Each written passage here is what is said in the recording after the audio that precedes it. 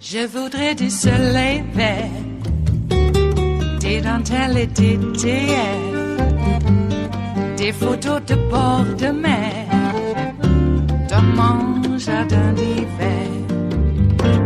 Je voudrais de la lumière, comme en Nouvelle-Angleterre.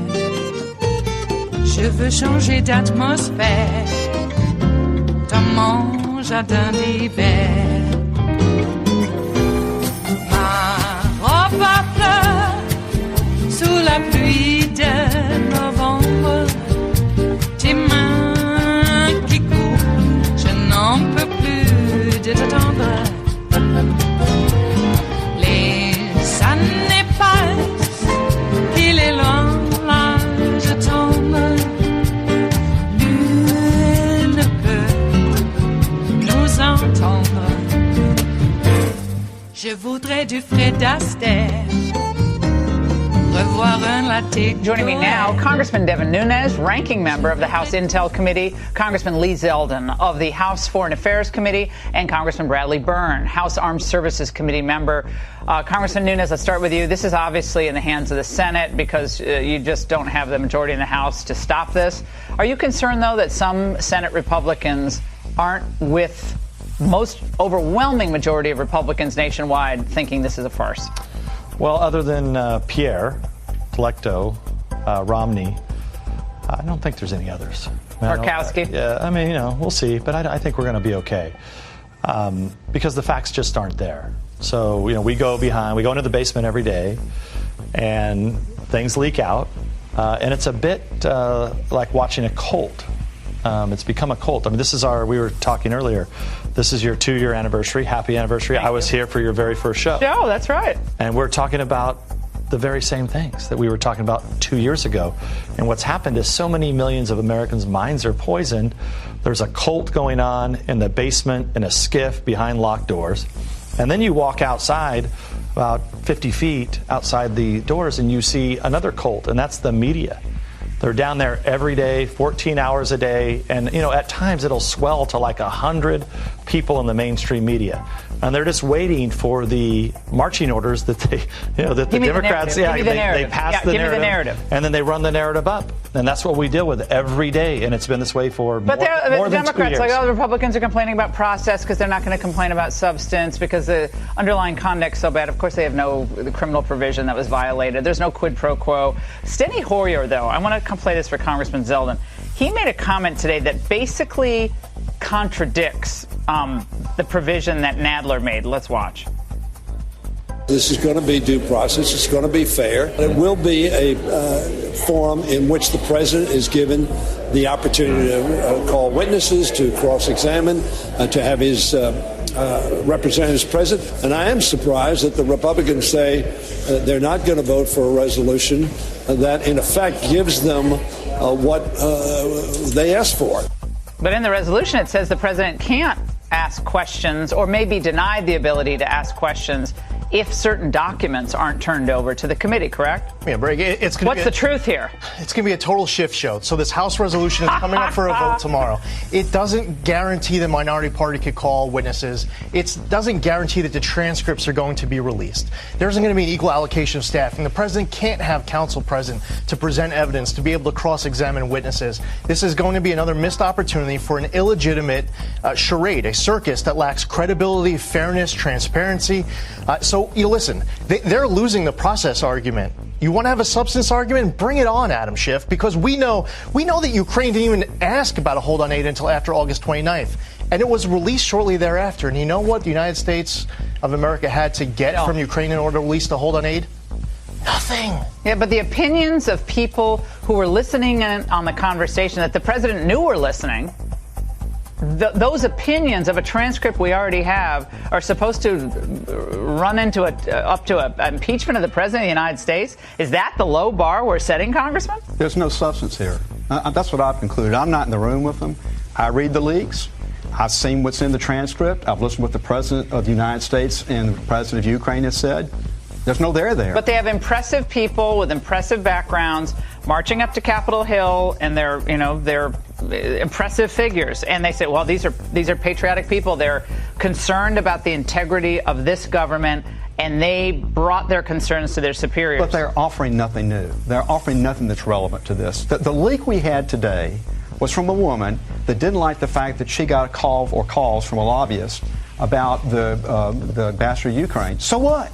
It makes First of all, no the president difference. can replace any ambassador he wants to replace. It's called bringing in your own people. So they don't like it, Congressman Nunes, when a president like Trump gets to appoint his own people. Because why? The deep state at the State Department wants to run the show. They're the elected people. Trump's just along for the ride. That's how this goes. And for all the people who claim that they're experts in this town, okay, and geniuses, it's amazing that the common theme, because of course we can't talk about what every individual said, but this is a common theme. They have total amnesia about what Ukraine did to Trump as a candidate. They seem to have forgotten, for example, that the Ukrainian ambassador here in Washington bashed Trump as a candidate. I mean, all of these guys. We have it. We have this. Just so people understand what Congressman Nunes is talking about. This is some of the amnesia by the publication Politico. The outlet reporting today that Lieutenant Colonel Vindman testified that a longtime Nunes staffer who had no discernible Ukraine experience or expertise was feeding Trump's belief that Ukraine was brimming with corruption and had interfered in the 2016 election on behalf of Democrats. Okay, so that's what he said. But in January of 2017, they said the opposite over at Politico. They said Ukrainian efforts to sabotage Trump backfire. Kiev officials are scrambling to make amends with the president-elect after quietly working to boost Clinton. Yeah. Oops, Politico. So let me. That's a great. I didn't know you were going to put that on there. Yeah, so well, see, it's second anniversary, and we want to just celebrate with you. But you want to talk about substance? You know that they have no substance. So this is the second staff person of mine, either current staff or former staff, that the mainstream media has been maliciously attacking now for weeks with every day's a new conspiracy theory about these staffers. You know why they don't like Kash Patel? Because Kash Patel was the lead investigator that totally annihilated Schiff and the Democrats and the entire Russia hoax. So the good part about this is that Kash Patel is I mean, he's a patriot. He's a counterterrorism specialist. You can't be called a patriot if you support the Republicans or this president. You can only be called a patriot if you're resisting Trump. But it's even better because, guys like me, I have a problem proving defamation because I have to beat New York Times v. Sullivan. Kash Patel does not. He's got a great case against Politico. He better find a lawyer and he better start pursuing this because people have to pay for this type of slander. Yep. Congressman Zeldin, there is a lot of chatter in this town about how this is going to destroy the Republicans in 2020, how the American people are all for impeachment and removal of this president. It's a narrative driven by what exactly? And who's driving it? An enraged liberal base. It's people they lost their minds. When the president's hand was on the Bible getting sworn into office, they were lining the streets of Pennsylvania Avenue with signs that said, impeach him now. I mean, that political story that you just played actually had a whole bunch of other lies. One naming me, one naming John Radcliffe. But they put these leaks out that are either 0% accurate or 3% accurate. I can't wait for these transcripts to be released. I hope that they are because the rest of the story, their narrative falls apart. The only truth to these stories is that we were down in the basement. We happen to be there. After that, it's all false. Well, they've been smearing you for 2 years, and we know why. Because you were onto them from the very beginning, and the new Lee Smith book that centers on everything you did is fabulous. Congressman Byrne, you heard my exhortation to the Senate. Thoughts on this process as it moves at whatever point? Nancy Pelosi today said it's going to be quick and narrowly focused. I'm not sure what that means. Is it going to be quid pro quo? Doesn't exist. Or is it going to be an obstruction? We don't know. Moves to the Senate. Let's say you could give some advice yourself to Mitch McConnell. What would it be? Well, if they think they have to take this up, they need to make sure they have a very tight proceeding over there and don't let the Democrats just go wild with it, because that's what they're doing with these guys. Force them to come forward and show us bribery, treason, high crime, misdemeanor. They don't have it, Law. I'd dismiss it in 30 seconds. They you know what I'd say? It. I'd say case dismissed. Motion to dismiss. out. I wouldn't give. This is a complete and utter abdication of constitutional responsibility. But they don't have it and force them to show what they have not been able to show to this point. They won't show it to these guys. I'm not on the committee. Mm-hmm. They won't even let me read the transcript. Here in the House, he is the judge, the jury, the prosecutor, the chief strategist for lying and leaking. And yesterday he was getting into witness coaching, and he wasn't very good at it. Over in the Senate, he's just some dude. So Senator McConnell and Senate Republicans who are in charge, they need to take charge. They have an enormous amount of power. Don't act like you don't have power. Democrats know how to use their power, and they use it like a sledgehammer against Republicans. It's time the Republicans stood up. I think McConnell is a crafty old dog. I think he'll do it. Guys, thank you so much. It is Friday, the 1st of November of 2019, and you are in West Coast Cookbook and Speakeasy. I am your chef de cuisine, Justice Putnam, and our daily special is Blue Moon Spirits Fridays, because we are all Nighthawks in the Diner of Life. You know, many people wonder how it is that Fox News viewers are convinced the Democrats, media, and the deep state are a cult. You just can't figure out why or how that could have ever happened. How could they ever have come to that conclusion? That the Democrats, the media, and the deep state are a cult. Jackie Speier rightfully and righteously was angered and expressed her understanding very vocally about what a cult is, Devin and Fox. It was actually quite upsetting to hear that group speak in such a craven manner. I happened to have been around when Jim Jones was doing his deeds. Right there on Van Ness. My God. You know, there's a reason why he got out of San Francisco. Yeah. He was caught. So the rants that Jim Jones gave his group as Representative McCarthy, aide Jackie Speier, NBC cameramen and reporters and other aides went down there to Guyana and were on a fact-finding mission. And Jim Jones spoke in a very similar manner. Absolute projection. It is they didn't use the terms deep state, but that's sort of what they were talking about. That is the evil entity come to take over us. They are the cult. We are the rightful thinkers. Only we. All of them, the others, they want to take what you have. And what is it that you have? Your very soul. It is what you are that they want to take away. That's, a powerful message, I suppose, to people with pliable personalities, shall we say. Which means it could be all of us if we don't do diligence with our own critical thinking. So it was very disconcerting to hear this group, this panel, propagandize on the airwaves, because this is exactly what the big lie is. Say a lie over and over and over and over, and pretty soon people believe it. So why waste time? Even with the little lies, though, you have to tell the little lies. But it's the big lie, the most outlandish, most ridiculous lie that you have to repeat. And the more outlandish it is, the more unbelievable it is, the more it will be believed, if only through repetition. So that was a tag team. And they went at it, didn't they? The Democrats use their power like a bludgeon, a sledgehammer, please, I wish that we would. I wish that Obama had been the angry black man. Oh, God.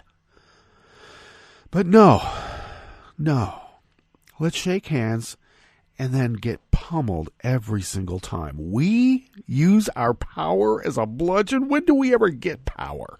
And when we do have a semblance of power, what is it that we use as a bludgeon? Constitutional authority and the rule of law? Who thinks that is a bludgeon? Yeah, crooks, mobsters, thieves, grifters. Yeah, I don't know. Gimmitarians?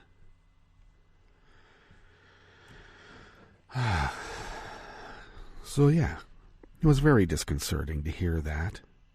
It sounded like it was coming from a stage in a humid jungle environment. This is Halloween. We have a different idea about the seasons. What's on the rest of the menu here in the Bistro Cafe of West Coast Cookbook and Speakeasy? Blue Moon Spirits Fridays. Let's not forget, hey, the French 77s are right over there. Please help yourself. The Trump administration ramps up its Obamacare sabotage as the sign-up season begins. Yeah, they're seasonal too. The Keystone XL pipeline has sprung a massive leak in North Dakota, just as expected. Or as I like to say, with the trademark symbol affixed, I told you so. And a leading Republican lawmaker wants to stop China from buying sophisticated U.S. technology, but the Trump administration wants to dip its beak some more. Okay. After the break, we move to the chef's table where the Trump administration is withholding $105 million in security aid for Lebanon as a gift to Russia. Well, it's almost Christmas. Come on, a little early one. And British Columbia is moving closer to permanent daylight savings time. And it couldn't come in a moment too soon, but they got to talk about it a little bit more still. All that and more on West Coast Cookbook and Speakeasy. Bon appetit.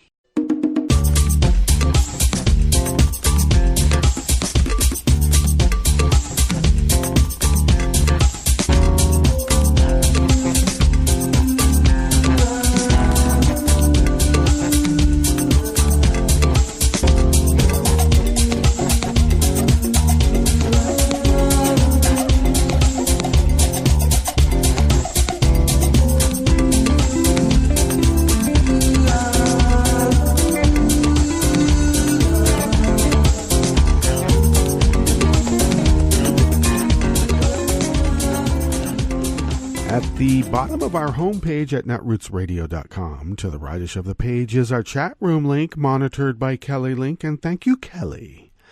To the leftish of the chat room link at the bottom of our homepage at netrootsradio.com is the link to our Patreon page, and I know it may seem like a broken record to those of you who have been listening to this show for all these many years now. It must be stated that please become a recurring Patreon of Netroots Radio. This powerhouse of resistance is unable to function without your generosity, and we thank you tremendously for doing so. I know it's the season that we must focus in on saving money because it's the season now, and we understand that, but we're still going to be here. No matter what Dumont-Donnie thinks he's going to do. You think you can move to Mar-a-Lago? You think you're going to get away that easily? Mar-a-Lago is not going to be far enough. He's going to find out that probably America hates him more than even New York. So I'm thinking he's going to Gorky Park. I have some acquaintances on social media who surmise it might be Sochi. And I think they're probably more correct. So, regardless of what Dumont-Donnie does, Your generosity has allowed us to be this powerhouse of resistance for now over 8 years of continuous broadcasting 24/7, 365. Who does that? We do because of you, and we thank you.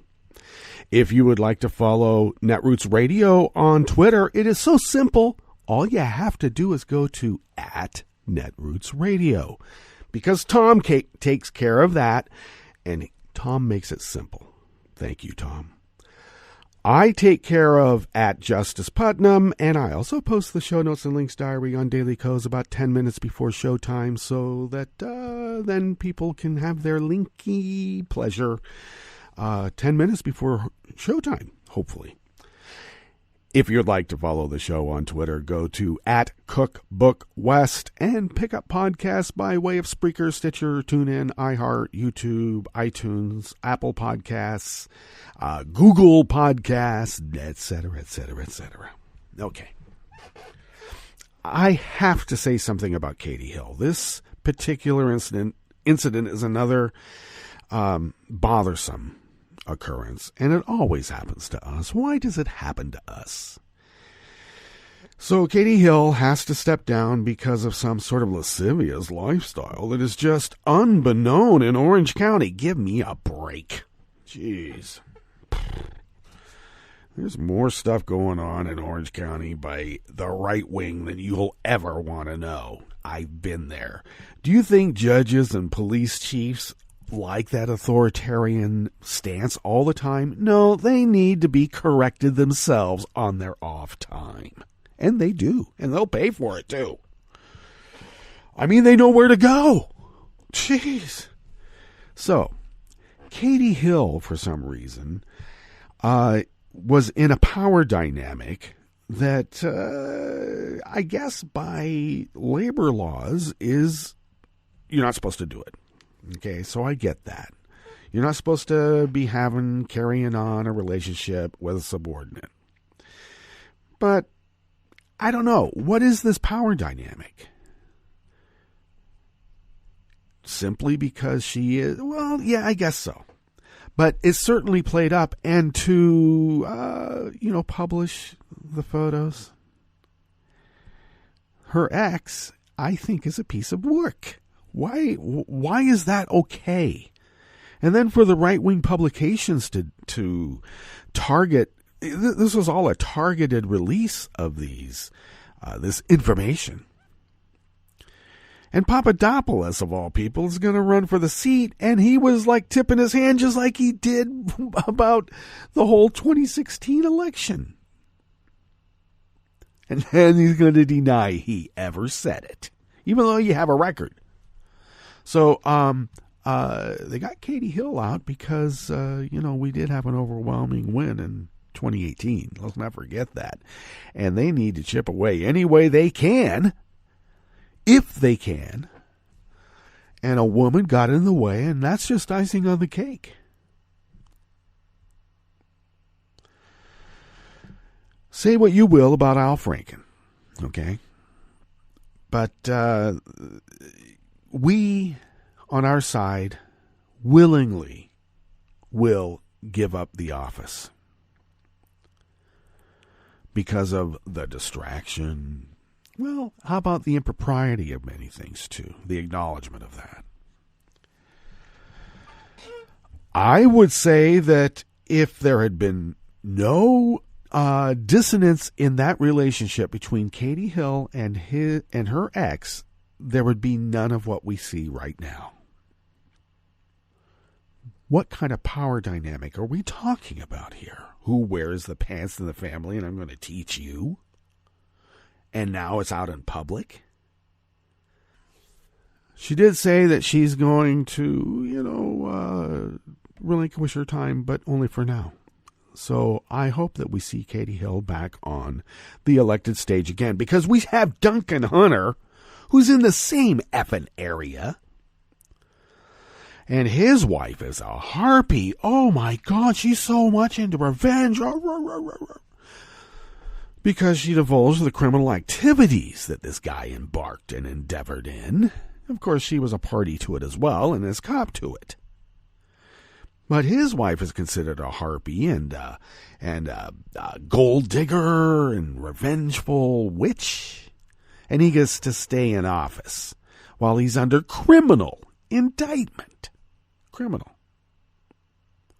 And there's the lascivious sex part of his as well, because, having sex with lobbyists and, talking about a power dynamic. And he's not the only one, because you can climb a ladder right up to the Oval Office on the backs of all these, I don't know what to call them, folks that need a little correction and they're willing to get it. It's on their rough time. Let them do what they want to do. Just don't involve the rest of us. Ew. So I wish Katie Hill didn't have to leave, but I also wish that we didn't have to know so much. It would be nice. Well, let's get into this first offering here in the Bistro Cafe of West Coast Cookbook and Speakeasy. It's almost like it's a right-wing conspiracy, a vast right-wing conspiracy. Getting rid of Katie Hill was a rat-F. Rat-effing. I'll save you the UCK right now. But you know what I'm talking about. This is Nixonian. It is a rat-effing job. And it's petty and it's minor. But the Obamacare sabotage is also rat-effing. Let's not forget. Josh Israel of Share Blue Media brings us this first offering here in the Bistro Cafe of West Coast Cookbook and Speakeasy. Blue Moon Spirits Fridays. Just before the House of Representatives voted to begin impeachment hearings into high crimes and misdemeanors by Donald Trump, Josh Israel did include the word alleged, because he is an ethical person and must follow journalistic integrity and practices, best practices. Sorry, I don't have to do that. We know exactly what we're seeing. There's nothing alleged about his high crimes and misdemeanors. The only question is, I guess we have to describe and define what high crimes and misdemeanors are again. Jeez. Okay. Well, House Minority Leader Kevin McCarthy gave a floor speech denouncing the impeachment inquiry. His closing argument said that the Democratic majority had issued more subpoenas this year than Donald Trump had signed bills into law. Well, see, that's how some of the propaganda works. Do you know what this Congress counts? This Congress's record is more subpoenas than laws. That's the legacy, McCarthy told his colleagues. The argument referenced a meme he had shared a day earlier, noting that in the 116th Congress, the House of Representatives had issued 56 subpoenas, while seeing just a measly 46 of their bills passed into law and signed by half fewer. See how that works? We're the do-nothing Democrats because Donald Trump has only found it important in his life to sign 46 of over 400 bills into law. Now, I'm not saying 400 bills have passed his desk. Oh, no, contraire. You don't have a conspiracy with a dimwit like McCarthy and Donnie Donnie. You don't. That's not a conspiracy. That's not even an Abbott and Costello act. Because you can't have two straight men or two foils. An array of other House Republicans, including House Minority Whip Steve Scalise. God, that guy's a little piece of Tea Party work. Freedom cock us. Yeah, no kidding. Representatives Bradley Byrne, Chuck Fleischman, and Doug Lamborn, and Trump's Republican National Committee Chair, Ronna McDaniel. Wow, you mean Ronna Romney McDaniel, dare I say? Well, they made the exact same argument in recent days. The comparison is an odd one. The process for a bill to become a law typically involves committee hearings, floor votes in both the House and the Senate, and the president's approval. I mean, come on. This is Schoolhouse Rock stuff. And I was even too old for Schoolhouse Rock, and I know this.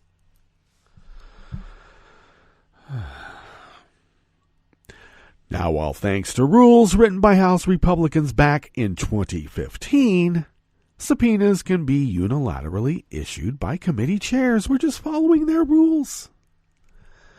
But do not forget Ronna Romney McDaniel. The only reason Obamacare is called Obamacare is because it used to be called Romneycare. And it worked. And everybody loved it.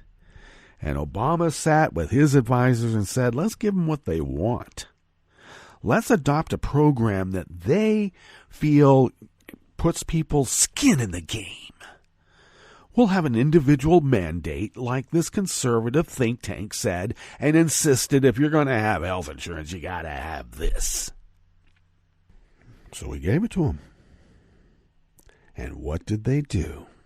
They changed this wonderful Romneycare into this insidious, terrible thing called Obamacare that has some kind of dark evil attached to it. Dark.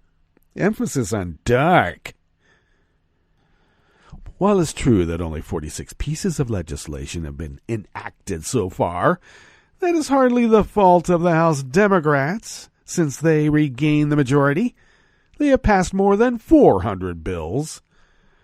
And they've been blocked from even getting a vote in the Republican-controlled Senate because Moscow Mitch McConnell has called himself the Grim Reaper, and anything that comes from a Democrat's going to die in his graveyard. Oh, you have comprehensive health coverage? Be ashamed if something happened to it.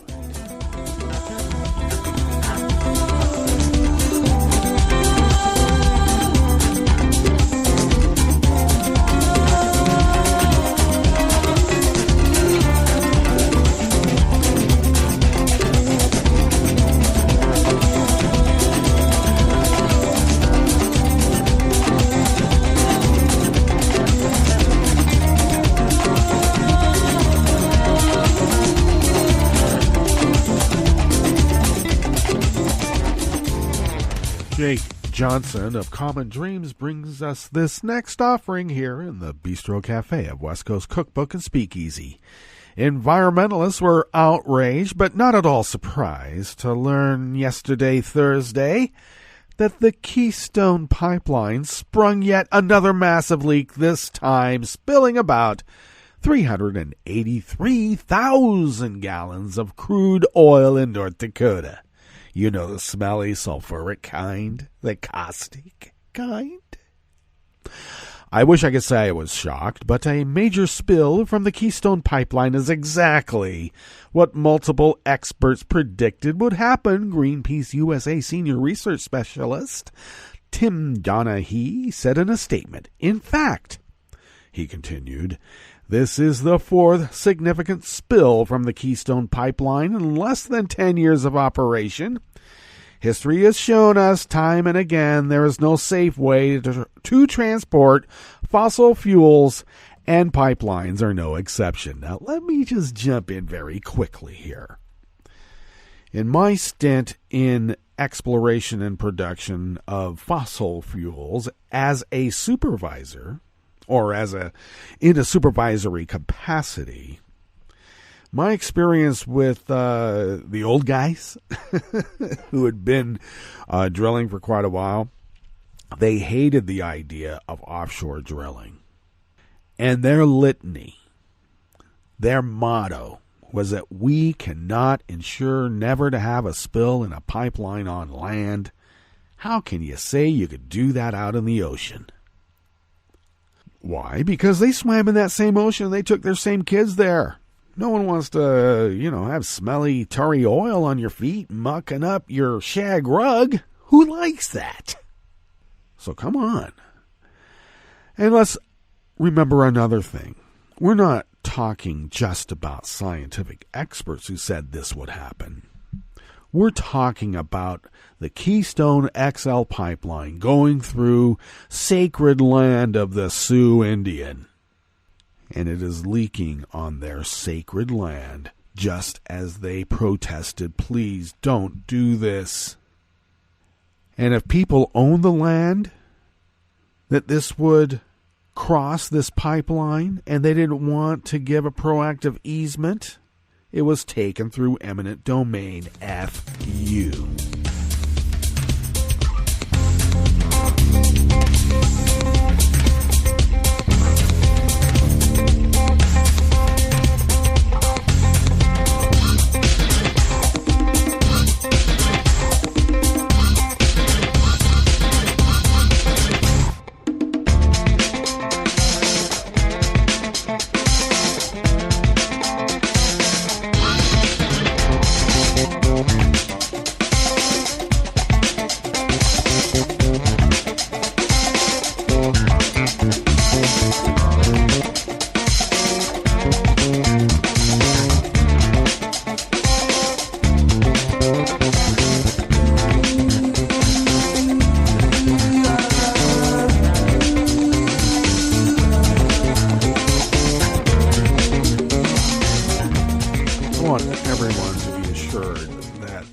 I'm well aware that what I do could be construed as nothing more than the rantings of a self-described enlightened despot ranting from his throne.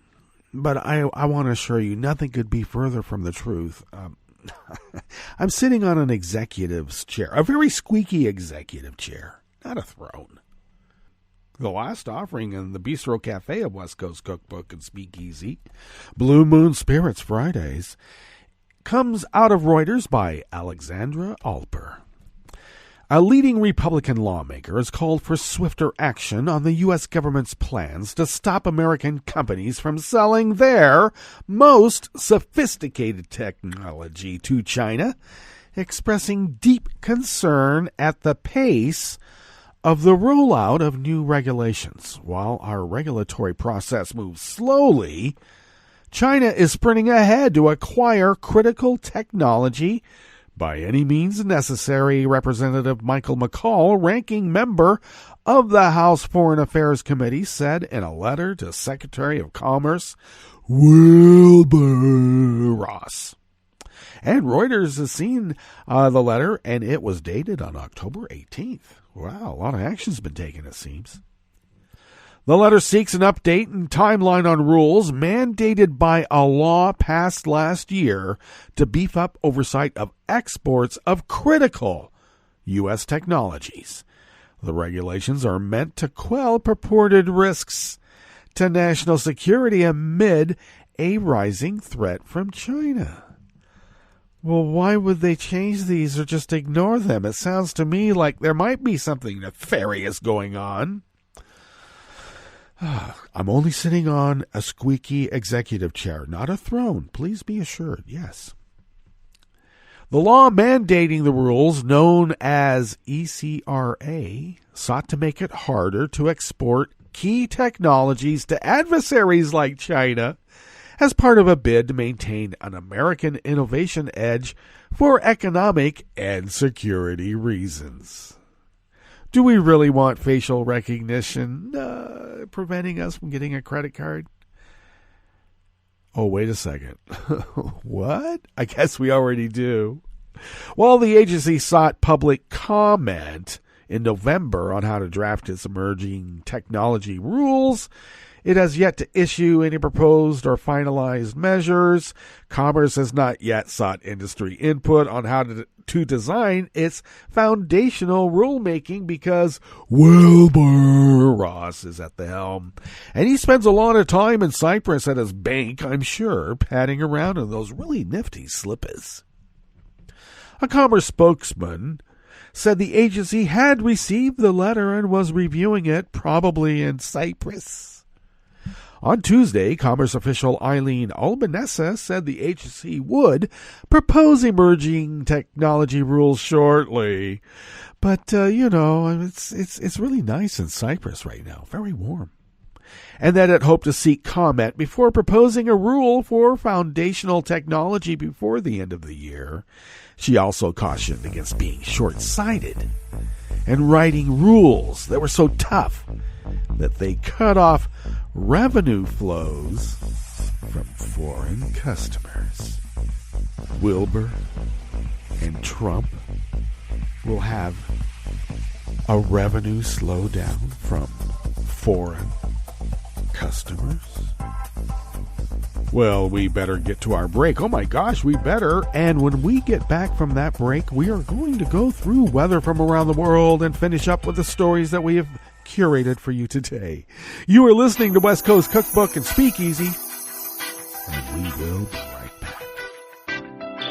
You are listening to netrootsradio.com. Please hang up and try again.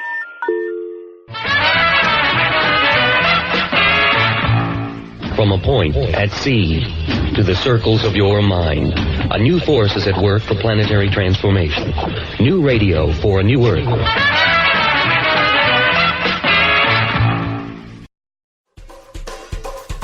This is Scientific American's 60-Second Science. I'm Christopher Intagliata. This Halloween, as you carve jack-o'-lanterns and make pumpkin pie, take a moment to appreciate just how far the humble pumpkin has come. The wild form of a pumpkin is about the size of a tennis ball, and it tastes like one. It's incredibly bitter, it's got a very hard rind, and it's extremely unpalatable to humans. Logan Kistler, an archaeologist at the Smithsonian's National Museum of Natural History.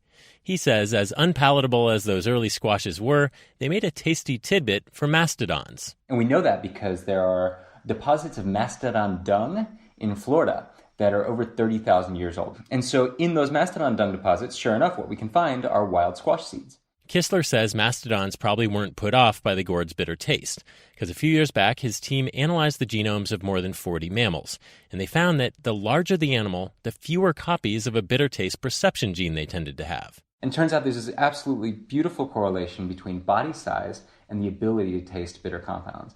And so what we think is going on is that these are really plants adapted for a landscape with large herbivores. They've evolved this bitter toxicity in order to deter small mammals who would destroy the seeds, but they've evolved it at just the right level where large mammals are not put off by the bitterness and they can carry on dispersing the seeds. Through their poop. Kistler reported those findings in the Proceedings of the National Academy of Sciences in 2015. Along with dispersing seeds, mastodons, just like modern elephants, probably stomped around a lot and vacuumed up vegetation, creating the sort of disturbed environments where squash plants thrive. So it was a beneficial match. But then, of course, the mastodons died out. And humans, Kistler says, which also tend to disturb the environments around them, creating great squash habitat, may have taken the mastodon's place. The details are murky. The way that the domestication of squashes started is still a little bit of a mystery. Because they're bitter and toxic in the wild and they get to this place of palatability. Perhaps, he says, humans grew the gourds first to use them as storage vessels and later tamed the bitterness. Either way, squash seeds, stems, and rinds discovered in a cave in Oaxaca, Mexico, provide evidence that at least 10,000 years ago, ancient people had already begun domesticating a squash that would eventually carve a place for itself as our modern pumpkin. Thanks for listening. For Scientific American's 60-Second Science, I'm Christopher Intagliata. I'm probably okay to have one more drink before I drive home. I'm probably okay. I open the window to stay alert. Probably okay. I just popped some gum in my mouth. Step out of the car, please. I probably made a mistake. Probably okay isn't okay when it comes to drinking and driving. If you see a warning sign, stop and call a cab, a car, or a friend. Buzzed driving is drunk driving. A message brought to you by NHTSA and the Ad Council. Hi, I'm Tom Hartman, and since you're listening to netrootsradio.com, show your progressive side and go to the donate button on the bottom of the homepage. It's progressives like you who power Netroots Radio and keep the progressive message beaming everywhere 24 hours a day. Just go to our donate button at the bottom of netrootsradio.com. Thank you for keeping progressive radio at full power.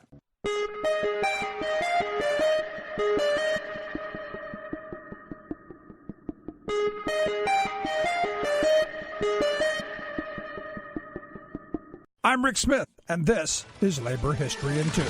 On this day in labor history, the year was 1835. That was the day that workers in Philadelphia organized what was the first general strike in North America. Their call was for the 10-hour day. The Philadelphia strikers were influenced by earlier actions in Boston. Carpenters in Boston had gone on strike for the 10-hour day as early as 1825. The workers in Boston declared, "We have been too long subjected to the odious, cruel, unjust, and tyrannical system which compels the operative mechanic to exhaust his physical and mental powers. We have rights and duties to perform as American citizens and members of society, which forbid us to dispose of more than 10 hours for a day's work." It was Irish workers on the Schuylkill River coal wharfs who started the Philadelphia strike. Printers, carpenters, and city employees soon joined the cause. In all, 20,000 workers walked off the job and idled the city. The Germantown Telegraph fretted for the well-being of the workers, printing, "The brevity of only a 60-hour work week would be harmful to workers, that all the extra time would be applied to useless and unworthy purposes."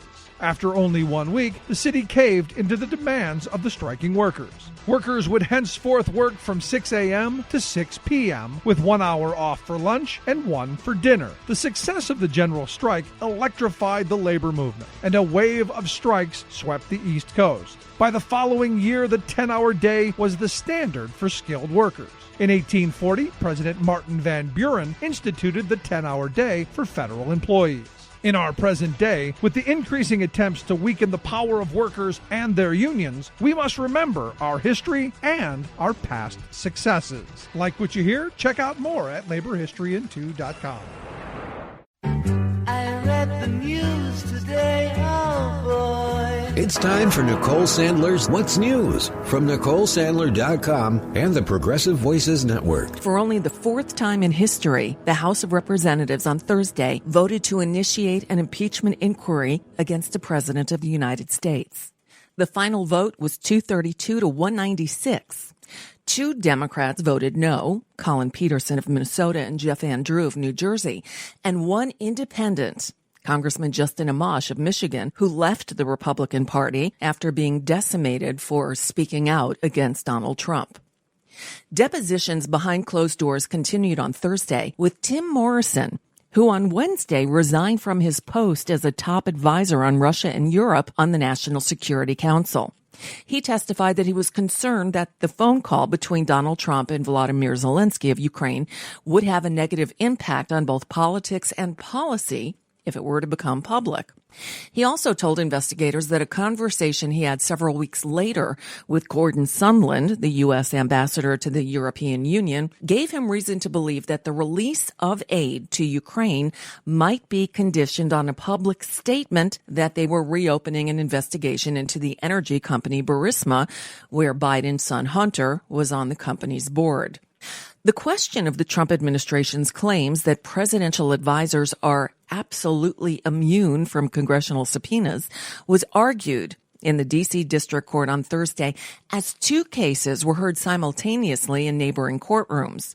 Both former White House counsel Don McGahn and former Deputy National Security Advisor Charles Kupperman were stopped from testifying by the administration. At McGahn's hearing, U.S. District Judge Ketanji Brown Jackson expressed incredulity at the Trump administration's claim that the former White House counsel and top presidential aides cannot be compelled to testify by Congress. The judge saying, quote, "It's just so peculiar, I'm trying to wrap my mind around it." The Deputy Assistant Attorney General James Burnham was arguing that the House, as a general proposition, can never sue the executive branch nor compel top White House aides to appear.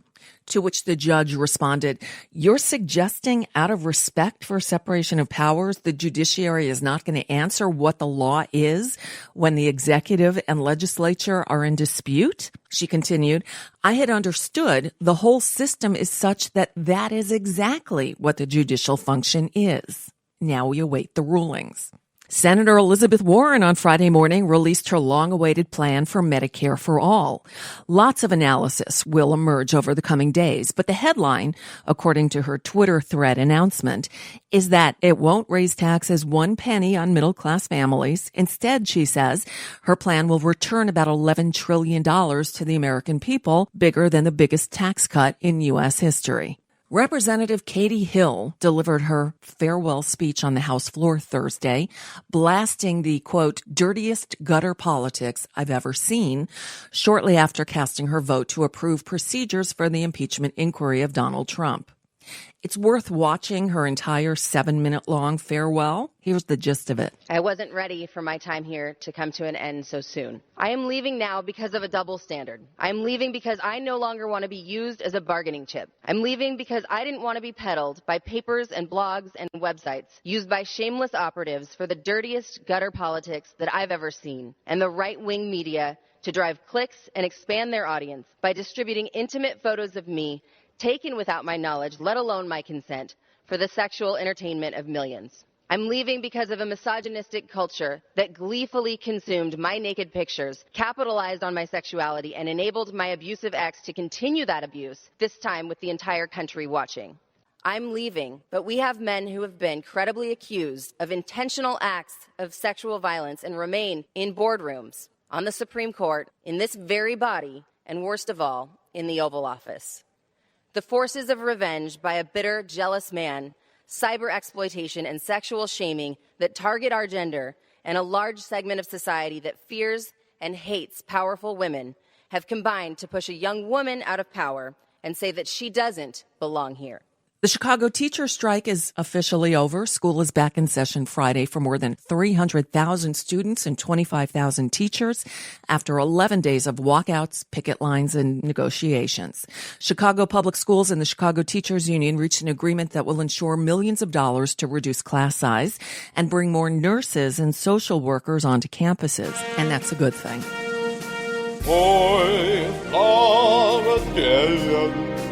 The deadbeat's paradise. The headline in today's Miami Herald reads, "It's official. President Trump is now a full-time Florida man." And the article reads, in moving to the Sunshine State from New York, Trump is leaving a state with an income tax that can approach 9% to a state with no income tax and no inheritance tax. And as he complains about his treatment in New York, he is also leaving a liberal state for one with 2 Republican senators, a Republican legislature, and a governor, Ron DeSantis, with whom he has a close relationship. And that's just a bit of what's news for now. I'm Nicole Sandler. If you appreciate these reports and the Nicole Sandler Show, I hope you'll consider making a contribution. My work is 100% listener supported, so I can't do it without your help. Find out more at NicoleSandler.com. Please click on the donate button.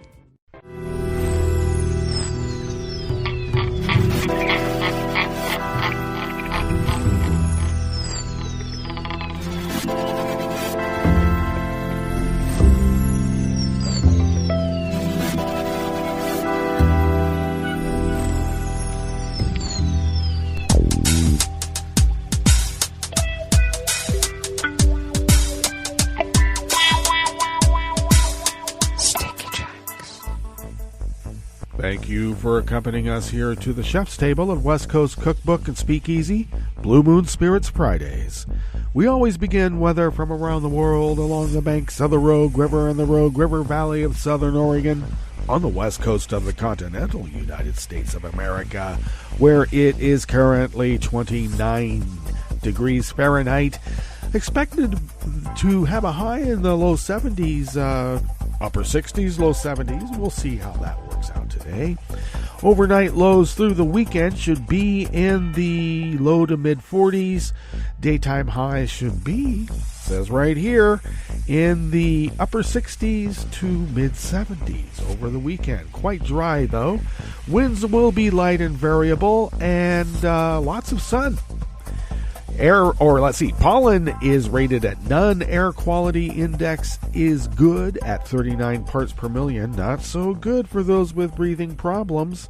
And that daytime UV index is rated low at 2. Barometric pressure is rising at 30.29 inches. Visibility is at 10 miles. And relative humidity is at 58%. Weather from around the world is brought to you by people's personal weather stations that they purchased. These people planted these purchased personal weather stations somewhere on their property, and these people positively live around the world. London is 60 degrees and cloudy. Paris is 60 degrees and cloudy. Rome is 68 and mostly cloudy. Kiev is 40 degrees and fair. Kabul is 51 with showers in the vicinity. Hong Kong is 75 and fair. Tokyo is 61 and clear. Sydney, Australia is 68 degrees and clear. San Francisco, California is 48 degrees and clear. And New York is 50 degrees Fahrenheit and sunny. It's fall in the Big Apple. And that is weather from around the world, brought to you by people's personal weather stations that they purchased. These people planted these purchased personal weather stations somewhere on their property, and these people positively live around the world.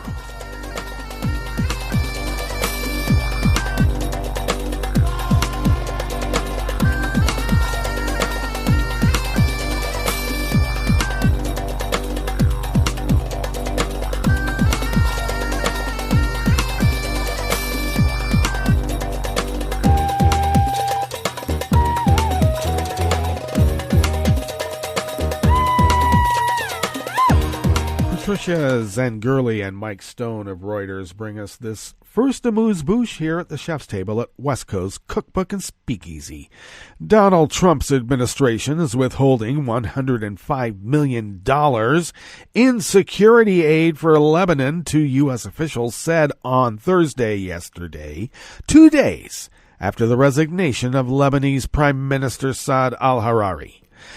The State Department told Congress that the White House Budget Office and National Security Council had decided to withhold the foreign military assistance. The officials did not say why the aid was blocked. One of the sources said the State Department did not give Congress a reason for the decision. The State Department declined to comment. The official said the aid was especially important to strengthen Lebanon's military, which he deemed one of the most capable institutions in the country, now largely because of the support from Washington. And the official said drawing aid away from Lebanon could pave the way for Russia to move in, since Russia has expanded his influence in Syria since Trump announced he was withdrawing U.S. forces from the northeastern part of the country.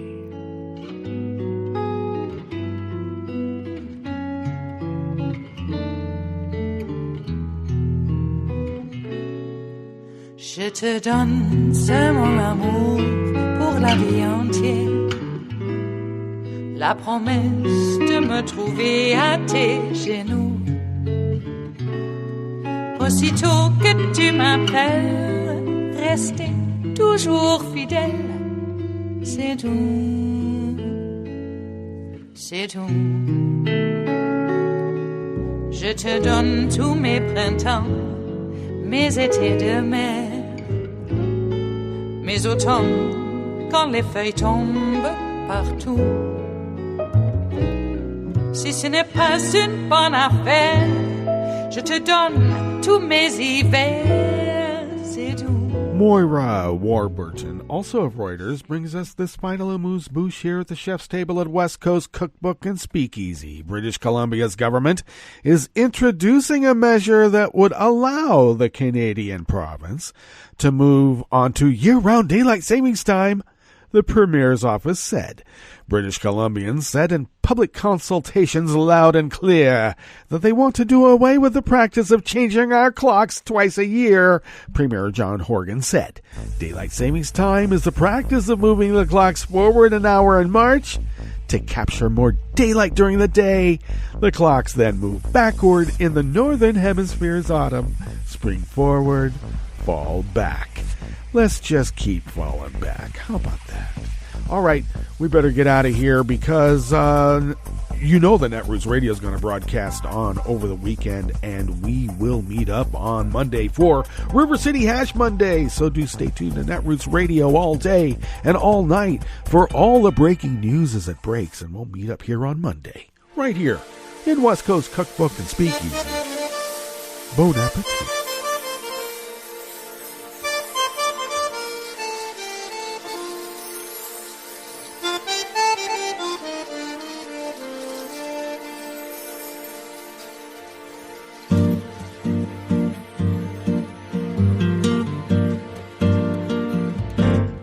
Je voudrais du soleil vert, des dentelles et des théières, des photos de bord de mer, dans mon jardin d'hiver.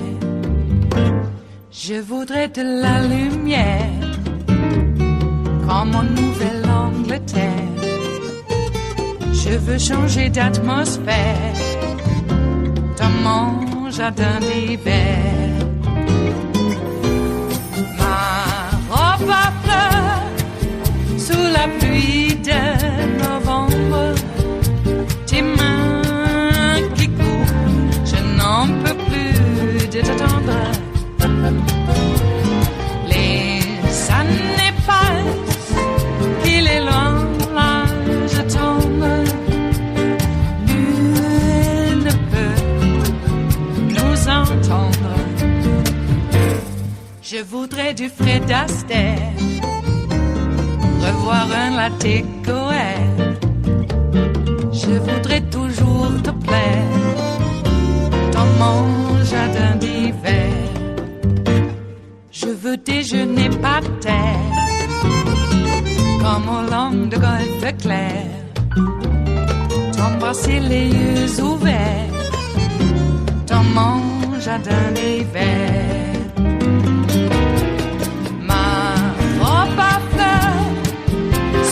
Pluie de novembre, tes mains qui courent, je n'en peux plus de t'attendre. Les années passent, il est loin, là je tombe. Nul ne peut nous entendre. Ba-da-da-dum-di-da-dum. Ba-da-da-dum-di-da-dum. Ba-da-da-dum-di-da-dum. Dans mon jardin d'hiver. Ba-da-da-dum-di-da-dum. Ba-da-da-dum-di-da-dum. Ba-da-da-dum-di-da-dum. Dans mon jardin d'hiver. Dans mon jardin d'hiver. Dans mon jardin d'hiver.